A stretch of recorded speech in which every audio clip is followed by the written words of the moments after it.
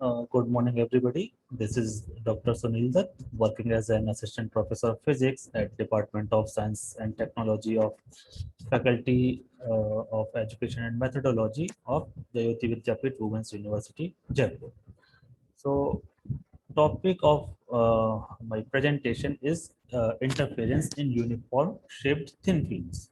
So I have already defined thin films. So for those who have not attended the previous lecture, I start with the definition of thin film.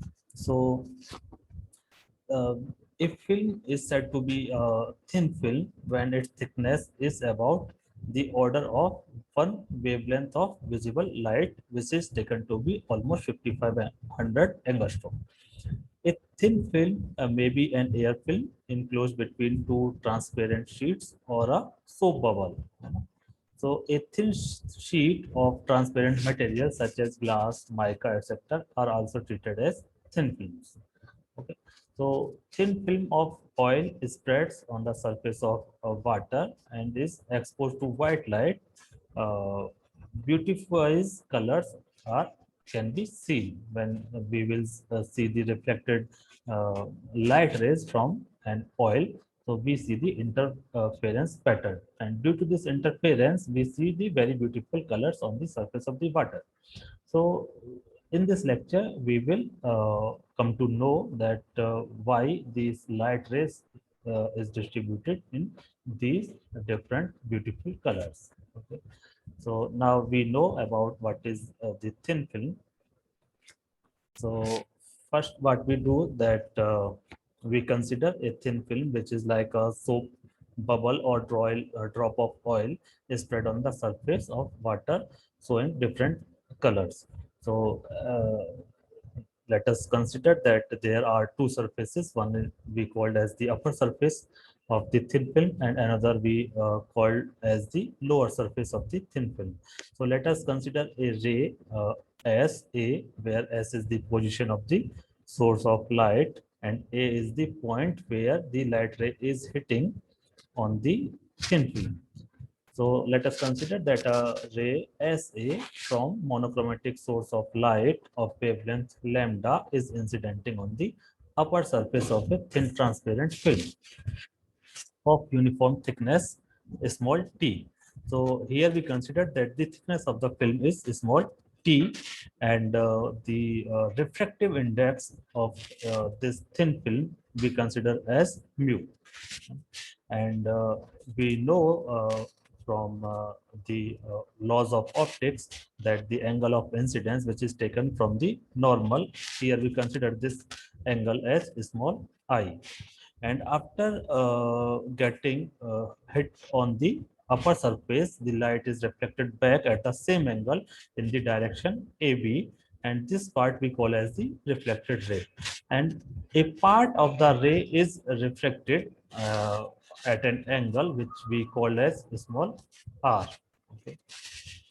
And this part of the ray we name as AC. So when this ray AC goes towards the lower part of the thin film, this ray is partially transmitted through the lower surface and goes in the CP direction, where one part is reflected back, and we call this reflected part as the part CD. And after hitting at point D on the upper layer, the light is uh, again refracted in the direction DE. Okay. So we see that the upper and means beyond the boundary of the upper and lower part, we have air in between, and there is a material of refractive index mu in between the two surfaces. So as I have described that this ray gets partially reflected along AB and partially reflected along AC direction. Now at point C again, it gets reflected along CD and transmitted along DE. As the rays AB and DE uh, are derived from the same incident ray, So we can say that the rays A, B, and DE are coherent in nature. So this we have already described in the part where we have discussed the coherent rays, and there we also mentioned that how we can uh, produce the coherent sources. So this is also one way of producing coherent sources. So if the film is thin, then the rays AB and DE will be sufficiently close to each other and will be in a position to interfere. Okay. So here the interference pattern will be possible in two parts. One part we call as the reflected system, and the another part we call as the transmitted system. So first we will focus on the reflected part. So for reflected system, so we know that if we have the information about the difference in the path of two waves, then we can determine whether the interference will be constructive or destructive. So to, to get that condition, we have to determine the value of the path difference between the rays AB and ray DE. And so for this, we draw a perpendicular DL and CN from the AB and AD respectively. So as the paths of the rays AB and DE beyond DL are equal, the optical path difference between these two rays will be given by, if we consider that this path difference is delta, so delta will be equal to path of AC plus AD in the film, which is of refractive index mu minus path AL in the air. So we can write this expression as delta is equal to mu times AC plus CD minus AL, because path in air becomes equal to the mu times path in the film. This relation we already know, and we give a equation number to this expression, which is given as number 1. So now we go to the trigonometry. So from the information or the knowledge of right angle triangle, which here is given as ACN. So the cosine of the angle R is given as the ratio of the base and the hypotenuse. So this we can write as Cn upon AC, or from here we can say that AC is equal to Cn upon cos R, and Cn is here the thickness of the thin film, and this thickness we have taken as small t. So this value of AC will be equal to T upon cos R. Similarly, in other half of the right angle triangle, which we have taken as C and D, the cosine of angle R will be given by Cn upon CD, or we can write CD is equal to Cn upon cos R, or this will be similarly equal to T upon cos R. Now, if we move to the right angle triangle ALD, so here this angle is given as I. So the sine of the angle I will be the ratio of the perpendicular upon hypotenuse, so which is given here as AL upon AD. So from here we can say AL will be equal to AD times sine I, and AD from the figure can be seen is equal to AN plus ND times sine I. So here we do not know the value of AN and ND. So first we have to determine the value of AN and ND. So to determine this, we again have to go back to the triangles ACN and CND. So if we go to the triangle ACN, so from here we can see the value of tangent of the angle R will be equal to AN upon NC, and from here the value of AN will be equal to NC tan R, or the value of NC is small t, which is the thickness. So this will be equal to T times tan R, and ND upon NC will be equal to also will be equal to tan R in the another triangle, which is CNT. So from here we can determine the value of ND, which will be equal to NC times tan R, and so this will be equal to T times tan R. So if we see the value of AL, so AL will be AN plus ND times sin I. So this will be our 2T times tan R into sin I. So now we have all the values which, of AC, CD, and AL, which are given in equation 1. So putting all these values in equation 1, we get delta is equal to mu times T upon cos R plus T upon cos R, which is the value of AC and CD minus AL. AL is 2t times tan r into sin I. Okay.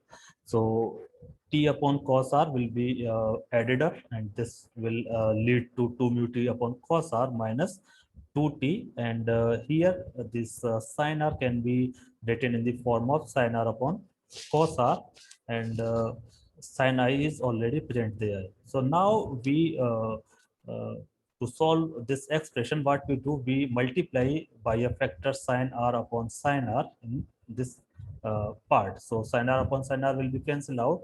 So this will not produce any defect in this expression.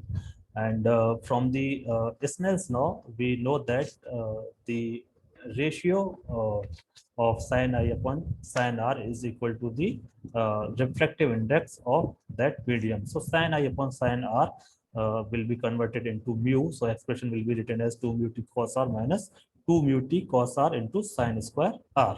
So from here we can see 2 mu t upon cos r is common in both of the parts. So this will be taken as common. So delta will be equal to 2 mu t upon cos r into inside the bracket 1 minus sin square r. And from the trigonometrical functions, we know that 1 minus sin square r becomes equal to cos square r. And cos r is already present in the denominator. So one part of the cos r will be cancelled out. So our expression for the part difference will be delta is equal to 2 mu t cos r. So this is basically the expression for the path difference. And we also know that when any ray is reflected back from a denser medium, so a path difference of lambda by 2 or a phase difference of pi is included in the reflected part. So this rule is known as the Stokes law. So from here, if we look for the effective path difference, so the effective path difference will be equal to either delta minus lambda by 2, which will lead to 2 mu t cos or minus lambda by 2, or if it will be added, then this will be delta plus lambda by 2, or will be equal to 2 mu t cos r plus lambda by 2. So these are the two possibilities. Okay. So in order to get the condition for maxima, that is constructive interference, we know that for constructive interference, the path difference should be an even multiple of lambda by 2. That is, for maxima, we can say that this path difference 2 mu t cos or minus lambda by 2 will be equal to 2n times lambda by 2. Or if we balance this equation, means we move lambda by 2 on the right half. So this will be 2 mu t cos r equal to 2n plus 1 lambda by 2, where the value of n can go from 0 up to infinity. Or if we take the another condition in which we have taken the path as delta plus lambda by 2, then this expression will be changed to 2 mu t cos r is equal to 2n minus 1 times lambda by 2. Now the value of n can go not from 0 but from 1. So here the n will be from 1 to infinity. So when this condition 3 is satisfied, the film appears bright. There is another condition which is known as the condition for minima, or for minima we have destructive interference. So for destructive interference, path difference should be an odd multiple of lambda by 2. That is, for minima, 2 mu t cos r minus lambda by 2 will be equal to 2 by n minus 1 lambda by 2, or we can say 2 mu t cos r is equal to n lambda, where n can grow from 0 to infinity. So from equation 3 and 4, it is clear that the maximum and minima in the interference pattern depend upon two factors. One, the thickness of the thin film T, and second is the cosine of the angle R. So when T is equal to 0, the path difference is lambda by 2, which is the condition for minimum intensity. Hence, for T is equal to 0, the film will appear dark, and as the thickness will be increased gradually, maxima and minima will occur alternatively. So this is all for the reflected system. Okay, so we stop this video over here. and the next part will we will cover in the next video. Thank you.